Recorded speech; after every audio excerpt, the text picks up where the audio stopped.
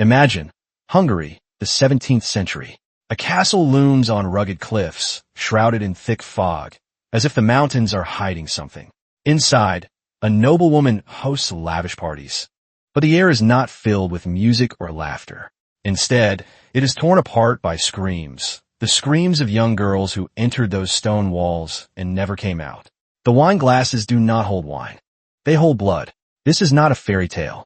This is the story of Elizabeth Bathory, the woman who turned beauty into terror and fame into a nightmare. Let me take you back to the Carpathian Mountains, where Elizabeth was born in 1560. She was not just an ordinary noble. Her family was one of the most powerful in Europe, their name whispered with reverence and fear. As a child, Elizabeth was brilliant, fluent in Latin, Greek, and the mystical folklore of her people. She was taught philosophy, science, and the art of commanding respect. Her beauty was legendary, her presence utterly captivating. But beneath that perfect exterior, something dark was stirring, something that would gradually erupt into a horrific obsession that still haunts us today. Elizabeth married early, at 15, to Ferenc Nadasdy, a warrior noble. Together, they ruled Cactus Castle, a fortress as cold and unyielding as the mountains around it. Life should have been perfect: wealth, power, a growing family. But perfection is fragile, isn't it? For Elizabeth, it wasn't enough. She was 30 when whispers of her obsession began to spread. Age was creeping in, bringing with it the terror of losing her beauty. Mirrors became her enemies, reflecting faint lines on a face she refused to let fade. Then one day, everything changed. Elizabeth was brushing her long black hair, her anger flaring when a young servant girl pulled too hard. In a fit of rage, she struck the girl, her ring slicing across her cheek. Blood splattered onto Elizabeth's hand. She froze, staring at the crimson drops. Later, as she washed it away, she swore her skin looked different, smoother, brighter, younger. That moment wasn't just a spark. It was the birth of a monster. What began as a fleeting thought became a ritual. Elizabeth started to believe that blood was not just life, it was youth. The maids in Cactus Castle were the first victims. Young girls, hired to clean or sew, vanished into the basement chambers. Elizabeth didn't just want their blood, she needed it. She bathed in it, believing it held back time. Silver basins were filled with the blood of her victims, and she soaked in them like a queen in a spa. The castle, once a symbol of grandeur, became a slaughterhouse. At first, no one outside the castle noticed. The missing were peasants, their lives too insignificant for the elite to care. But Elizabeth's hunger grew. She began luring girls from nearby villages, promising them work or training in courtly manners. Parents sent their daughters, thrilled at the chance to serve a countess. None returned. Rumors started to creep through the countryside. Tales of girls seen entering the castle but never leaving, of strange cries echoing down the valleys at night, a survivor, escaping by sheer luck. Later whispered to a priest. She smeared blood on her face like a woman applying cream. The blood was still warm. Can you imagine the horror? A radiant, poised noblewoman standing before a mirror, rubbing blood on her cheeks as if it were rouge. And the worst part? She didn't act alone. Her inner circle, servants, confidants, even a witch named Anna Darvulia, helped her. They procured the girls, held them down, drained their blood. The castle was not just Elizabeth's domain. It was a machine of death. By the early 1600s, the death toll was rising. Elizabeth's methods became more brutal. Some girls were bled dry over days, their wrists slit to fill the basins. Others were tortured first, their screams like a twisted symphony for her.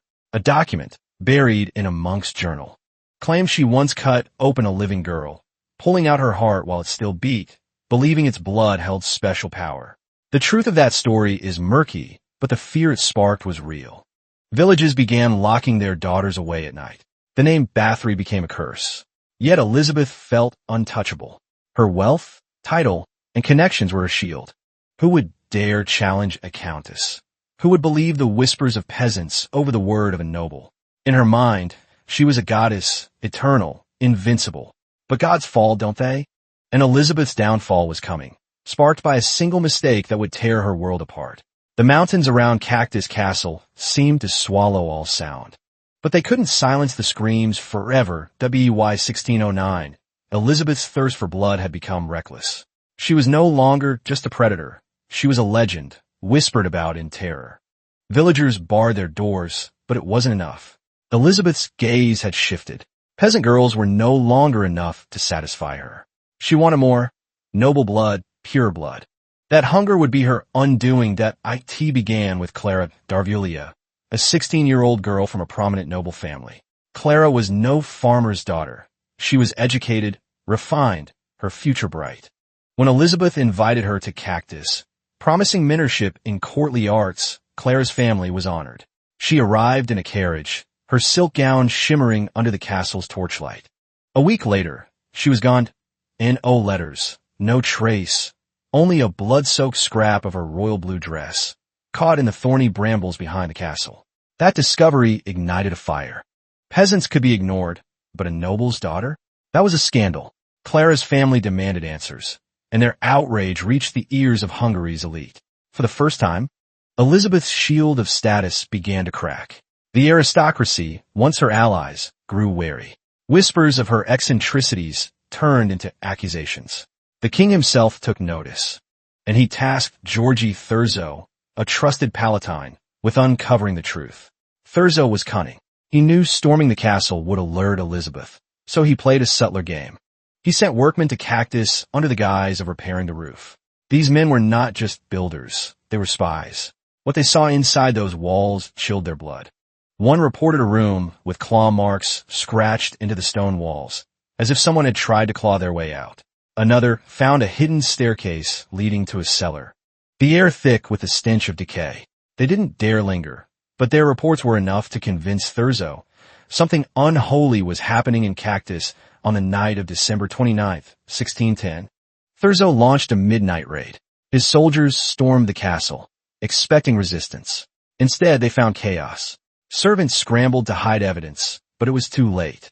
In a candlelit chamber, they found Elizabeth herself, naked, her body glistening with blood, holding a golden dagger. She was muttering, her voice eerily calm. Blood is life. Blood is light. They die, so I may live forever. The soldiers were seasoned warriors, hardened by war, but that scene broke them. One later wrote, "I've faced armies, but never a woman like her. She wasn't human. She was something else." They found 56 bodies that night, some buried in shallow graves, others stacked in the icy cellar. Many were mutilated, eyes gouged, skin flayed, limbs severed. Some were still warm. Their deaths mere hours old. The castle wasn't just a home. It was a tomb. Thurzo's men found more than bodies. They discovered diaries, written in Elizabeth's elegant script, detailing her rituals. She described which girls had the best blood, how their screams fueled her, how their deaths made her feel alive. There were tools too, knives, hooks, even a cage designed to suspend victims while their blood drained. The evidence was overwhelming, undeniable. Elizabeth Bathory wasn't just a murderer. She was a machine of cruelty. Her castle a monument to her madness. But here's the strange part. You'd expect a trial, wouldn't you? A public reckoning for a woman who'd slaughtered dozens, maybe hundreds. Yet Elizabeth's power lingered, even in chains. Her family's influence, her ties to the crown, made her untouchable in a way. The king feared a trial would expose the rot within the aristocracy itself. So, a deal was struck, not justice but containment. They sealed Elizabeth inside her own castle, not in chains, but in stone. The decision came from the highest levels. A trial would have been a scandal, dragging the royal court into the mud. Elizabeth's family was too entwined with Hungary's elite. Her name too prestigious to tarnish. So, they declared her insane, a convenient lie. Masons were summoned to Cactus, and they walled her into a single room, high in the castle's tower.